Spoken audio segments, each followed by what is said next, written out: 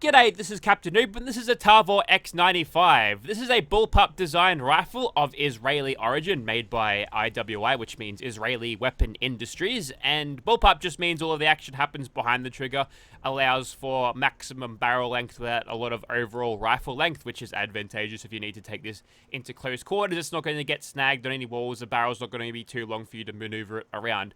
Good stuff, and it can be nice and accurate whilst being compact at the same time, so I suppose you could argue that it keeps the weight down as well. And usually in video games, a bullpup means it's got better hip fire, but we'll see if that's the case for this particular weapon mod. So what you're looking at here is a weapon exists in real life, of course, used by the Israeli Armed Forces today. This is their current service rifle. It's a very high-tech, sort of futuristic-looking thing when compared to something so rudimentary like the M16 or, I guess, the M4 carbines of these days. But, yeah, it's weird, though, because during my recording of this, I could probably almost guarantee that this rifle has taken a life over there in that godforsaken desert, which I can't say about most of the rifles that I look at on the channel, but that's kind of interesting, and that's all we'll speak of about that particular conflict, which it is being used in 100% guaranteed.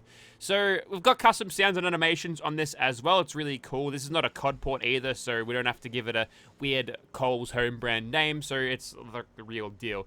Let's get into the attachments on this thing. So, right now I've got the 5.56 NATO chambered on the receiver. You can also have it in 10mm and also 38 ACP, which is odd because you don't actually lose out on any damage should you choose these as a receiver. You will do it a little bit later. I'll just skip down to the different ammunition things you can put onto this. So right now, full metal jacket, that'll do the same amount of damage as a 5.56 for some reason, but if you decide to put like 38 hollow points in it, you'll actually get that damage penalty, which, you know, you don't want that. So if you want this thing really cheap to run, not at its full potential, but still easy enough to keep it going and getting the ammo for, then full metal jacket 38's a pretty easy and somewhat economical way to go. Same thing with 10mm, but if we use the 5.56s, we can actually increase that damage a little bit better using specific rounds. Like hollow point will give you lots of extra damage, high velocity will give you lots of range, so if you want to use this thing with like a scope, this thing will be slightly more reliable at keeping its damage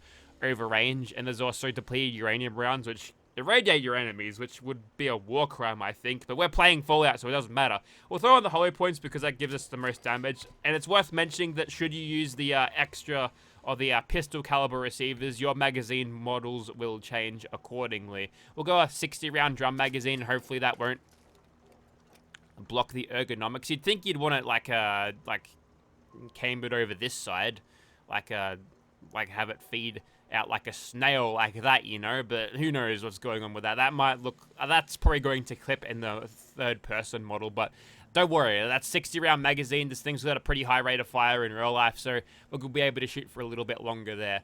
Anyway, so we can throw on some barrels onto this thing. The longest barrel will give you 359 range, which is way more than what you'd get out of any vanilla game rifle in this thing. So looks like at render distance we'll be hitting for max damage, which is nice. And the foregrip, you can have a cover there. You can take that off and strip it down to the Picatinny rail. Or on that said Picatinny rail, you can throw on some attachments, including foregrips, a grip pod. Let's throw that one in. That's awesome. And iron sights, you can have those, but you can have some cooler reflex sights, including these ones. Looks like the highest amount of scopage you can get is a 6x scope, so we might want to keep that in mind. Or I could just throw that on right now and just say, screw recoil, I can handle it, and we'll see how we go with this thing, but who knows how that's going to go. We're going to experiment a little bit today. And on the muzzles, you get your standard sort of lot where you can have a flash hider, compensator, muzzle brake, or suppressors down here. This one's got spikes on it, so you know it's good for door breaching and stuff. So we'll throw that one on, but there's also a wrapped version if you feel like you don't want to burn your fingers off if you want to take off that suppressor during combat. That's kind of cool. And you can have a lightweight trigger, which will improve your fire rate on an automatic weapon. Perhaps, maybe if it was semi-auto, that one might work out. But match grade increases critical shot effectiveness, so we'll throw that one on. Legendary effect provided by legendary modification. We'll leave that alone. And you can cover this thing in laser sights and flashlights using the both left, right, and top rails. You can have the cover on these ones if you aren't using them, so it looks like it's sort of finished in like a roof with flashings, I suppose. Looks nice and covered. Let's throw on some sort of laser sight here. A Steiner Auto. Yep, definitely looks like a laser sight. You could have something on the upper rail. If you have a scope with a riser on it, that's probably a good choice. Maybe a flashlight there. Off to the side there. That's actually good if you're using a reflex sight that doesn't have a ridiculous riser on it. But that'll keep it out of the way of the scope, which I feel like is good enough anyway. And we could throw an extra laser sight on the other side of this thing, but I think that's a slight overkill, so I think we'll just leave it at that. And you can throw on this thing with semi-auto or automatic, and cutely enough, the ammo or the fire selector actually changes there depending on what version you're using it on. But we'll keep this one as full auto just by using the scope on this thing. We can tap fire, it's fine, don't worry about it. And if the damage isn't enough doing it for you, you can get up to 200% in increments of 25, 50, and 100 extra damage for you. We won't be touching that, but there we go. That is our Tavor X95, at least one of them. I'm going to craft an extra couple of these and use them in a variety of different ways, but it's a shame that we can't turn this into like a little MTAR thing, I used to use MTAR 21 on Battlefield 4 and 3. I thought it was pretty cool, but we won't be using that one today. We'll just be using the Long Boy Tavor. Oh, I forgot to mention, there's also options for changing this thing's color, including these ones. White's pretty cool. I'll throw that one on. This weapon can be crafted on a weapons workbench. Just find weapons, IWI Tavor X95, scroll all the way down on your weapons workbench and go into that folder, and you'll see that it requires no materials but only gun nut rank 4, so I guess you just open up a secret panel in the chemistry station and pull it out, but you have to be good enough at modifying guns to make that happen. So we'll craft a few of those things and then we'll go and shoot people. But first, before we do that, a very special announcement from our sponsor. Nah, I'm just kidding. I don't have a sponsor. How many of you will reach for the skip button, though? Okay, we're doing that again because I want to start off this fight getting as many cheap sneakies as possible. So, first of all, we'll get out our variant with our scope. There's the reload animation in third person, by the way. Yes, very cool. And we'll just begin. We'll start shooting them, probably in short, controlled bursts, like you'd expect a soldier that's not in the Call of Duty universe to do. It's a little bit different if you're suppressing fire, but we're shooting to kill here, so we'll keep it, we'll keep a lid on the amount of bullets that we're firing from this thing and see what we can do. There's some gunners down there. Make sure we take them out before they get too close and figure out where I am. But so far, so good. And looks like yes, it's, I think I wouldn't say gamble, but the idea of having a scoped automatic version with a suppressor, I think that's paying off. At least until now. We're in the fights for reals. So I don't think the stealthy version is going to help us as much. But I must say, the recoil definitely feels a lot lesser when using a lesser magnification scope. Or this one, I think it's like a 1.1 times magnification. It's nothing, but we're good. And we've got one crit in our bullet timey thing. I blew it on a turret. That's the biggest waste you've ever seen on this channel, but still, at least we've got standard VATS crits if we need it. Now, I'm thinking with this thing's range, even with its suppressed barrel, we can get, yeah, really good accuracy. And we've got that extra crit damage from the trigger system installed in this rifle, so yeah, those crits are extremely powerful. That might be useful for later. That guy's got a bullpup recon rifle. Okay, they've got flashbangs, and they've also got, what else? I think I saw a Gauss rifle before. That might be the Creation Club lady doing that, though. She's pretty mean when it comes to that. Now, I'm thinking with our hipfire accuracy, we'll be able to hit this guy reliably if he wasn't behind cover and was barely showing anything of himself to actually shoot at. But was that a sniper knockdown? Oh, you bet, baby. I don't know why the scope blacked out on me just then, but I was able to get a few shots of that regardless. Just got to line up in the middle of the screen. Perhaps it's a little easier than I thought it would have been, but I suppose if the recoil is too much, go to third person. Completely neutralize them, put them on the ground, cover that reload, and then you can kill them without mercy. Obviously, our damage isn't going to be as high without Ace Operator giving me a hand, but still. Hang on, let me just get that reloaded. So this might be useful in a situation where I need to curse an enemy, perhaps switch over to something else so I can maximize the amount of damage I get on them as they are flopping down on the ground helplessly. But, you know, there's an option. I'm very glad that the option is here because it's been a while where I've used a weapon mod where that was the case. Okay, is that a flashbang? Because I'm going to... No, that's a plasma grenade. I was standing right on top of it. It's okay, we're fine though. We're fine. Everything's okay. Now, probably go over to my reflex sight version here because it's going to take a little bit of shooting to drop this gunner.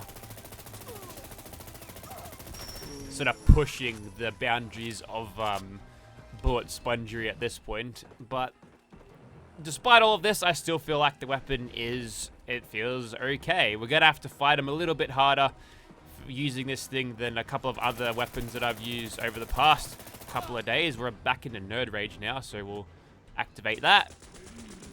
Get some bullets down range, and I don't know what it is. I feel like... I don't know. I feel like we should be a little bit stronger. There's a bash animation, by the way, just in case you're wondering. I don't usually get to show that because usually bash damage is significantly weaker, and if I've got an option for a bayonet, it usually takes away from the range, so there's no reason to use it. But I don't know, Kira feels a little bit squishy today, and I don't know why. Now, I wonder if these lot are in here. Yes. A perfect breach there. We shot that one, she exploded into bits, and that explosion chained over to something else, and looks like we've got some rust devils to deal with. Okay. Significantly lesser in terms of health compared to the gunners, but they've got some robots with them, and if we were playing with true damage, robots are scary. They've got no vital organs to crush and destroy by putting bullets through them, so they tend to be really tanky and tough, which I kind of love, actually. I like that a lot. So yeah, I don't know if I want to mess around with true damage anymore, but maybe I could find an excuse to bring that damage mod out again. And there's a situation where you might feel the drawing animation is too slow, but we were sneaky enough to not get his attention through that. And you can wear the weapon. Look at that. Isn't that nice? Really cool. Alright, let's move on to the monster now. We'll knock him down or maybe shoot him with sneak criticals. We'll see how it goes. Alright, so I think the best way to tackle this is to firstly kill the super mutant guard man, and then we stand all the way back here and just start hitting him with short control bursts. We can even use some of our slow motion criticals. That's cool. And then completely blow it with a... yeah, with a reload. I think we wasted one of those criticals, but by the time he's getting over it, I think he's already dead. Yep. Scoped automatic weapons in Fallout 4, they go pretty hard, and we killed him pretty easily. We could probably have done that without the use of the extra thingos, extra criticals and easy shots in slow motion from bullet time, but, you know, got the job done quicker, and it's fine. We had fun. It's all that matters. All right, let's try the same thing again, but without any cheap sneak criticals from slow motion. We'll just try to mow him down as much as we can. If we can get him below sneak, mutation threshold, which I think we did. That's a pretty good job. And before he comes at me, we'll just quickly commando roll off the side there, and then begin to coast him, because the Stand Dune is this guy's natural enemy, as we mow him down with 38 rounds. See on screen right now. Okay, I didn't mean to fall down there, but it happened. The most important thing is we make sure he doesn't follow us off this platform, because if he does, he might do one of those kill animations. Yep, like that. And whoop. Alright, we escaped his wrath for now, but maybe, just maybe, below full health we won't be able to do that again. Because sometimes, if the game knows that one shot will kill you from this guy, he will literally bite you, and then you'll die instantly. The same thing happens with the bear, but for some reason, that like ancient Commonwealth bear thing, he'll immediately die after he does it for some reason, and sometimes it won't even kill you. It's like he dies right before the animation is supposed to actually kill you. So, isn't that interesting? But we'll keep on pumping this guy full of lead, keeping our distance from him. It is convenient that we are getting a lot of staggers on this guy, and I think this particular variant with its hip fire accuracy has been very accurate, astronomically accurate, and exactly what I want it to do in terms of how it's performing. Sure, the damage isn't good, but we are using pistol bullets and probably getting a lot more than what we actually should. And I think I've aggroed something in the background there. Something else turned red. Let me just hop up here. And despite all of the shots that we're getting on target, we're still not at full criticals yet in terms of bullet time criticals. So isn't that weird? Anyways, with a boatload of coasting, we've done the job there, and it's worked out pretty well. Now I'm going to shoot these guys. Free to use this thing. There we go. Nice little backflip from that particular Mylark. Now, what was it that I aggroed down there? I don't know. It's gone now. Alright, I think we've got time for just one more monster. We'll use the sniper knockdowns and then just like shear its face off with automatic bullets. We'll see how we go. Alrighty, so our third monster is going to be that bear over there, and apologies if you hear the sound of the fans. I was trying to record this earlier, but the laptop doesn't like the heat. Now, I thought I'd get a bigger one this time, so it could handle the heat, but no, it still shuts off, so yep, that's the Australian summer for you. It's warm in here. Anyway, so here's what I'm going to do. I'm going to kill all the minions first, and then we'll go on with the main course of the big bear. Now, unfortunately for me, the big bear is sort of obscuring all the little minions, so I might have to start off by just hitting him and then doing what we can. Although, I could just go here. I don't even think the bears can even get me at this point. Not up here, at least. Alright, there's 1, 2, and almost 3. And a quick little high five from the gigantic bear. Okay, that's not what I wanted to see, but it will kill the minions first. Do it like one of those strategy boss fights as we totally just turn around that big one.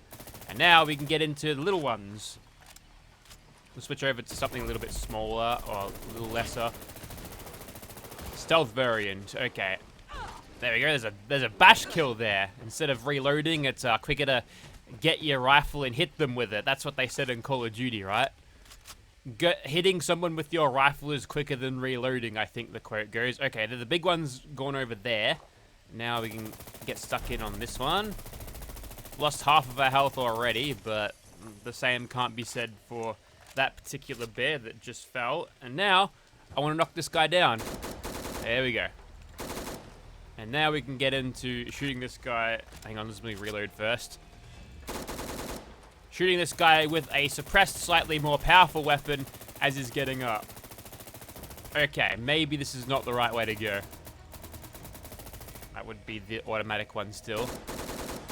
Maybe what I'll do is... Well, that was weird. I've seen moonwalking, I don't know what that was, but at least it's down. I could just keep on shooting him like this, but what I think I'll do instead is get my automatic variant and just crit. Pump crits in his face all day. Mysterious Stranger shows up as well, and we got away with it. He was in range to hit me, but didn't. Oh, gotta reload. Ha! He staggered me with a big old roar and got me out of that reload animation, but unfortunately for him, his big clumsy frame can't circle around this mound of dirt as fast as I can, so that's unfortunate for you. Almost got close enough to hit me. Let me just reload in slow motion. Activate the critical. Mysterious Stranger comes back. His vest is... His trench coat is doing something really weird. But now we're in Nerd Rage, which means free slow-mo. And hopefully a lot of damage. Ooh. Gotta back away. Without that speed boost from slow motion, I don't think I would have survived just then. Now we're going to reload this thing in VATS and come back into real time. Oh dear, he's stuck. He got stuck on the mound of death as it were. He couldn't figure out how to get down. He's afraid of heights, the poor bastard. But now, that's it from the ancient Commonwealth bear. I think he scales up pretty well compared to some of the other creatures. Just don't look too close at his textures. They won't look quite as good. Maybe there's a good texture overhaul will make all of these giant variants look really nice, but today is not the day for downloading that. Today is the Tavor's day, and it is definitely won the day for me. It's a very good weapon mod, so if you are inclined to see this weapon for yourself, check out the link in the description. It'll be down there. Give it a look. There's some ghouls down there I won't bother with, but to get a little bit of a ambient lighting on this outro, we'll stand just over here in front of Massachusetts Turnpike. There's lots of ghouls in there, but like low-level ghouls, so it's fine. So yeah, if you are interested, check out the link in the description. Can't recommend this weapon enough. It's very well made, and probably you could argue very well balanced as well. So definitely worth a look if you're into Israeli Tavor rifles, which I'm sure there'll be fans of somewhere. They've appeared in a Call of Duty here and a Battlefield there, so there's fans out there. It's really good in Fallout 4. Check it out. Thank you very much for watching, guys.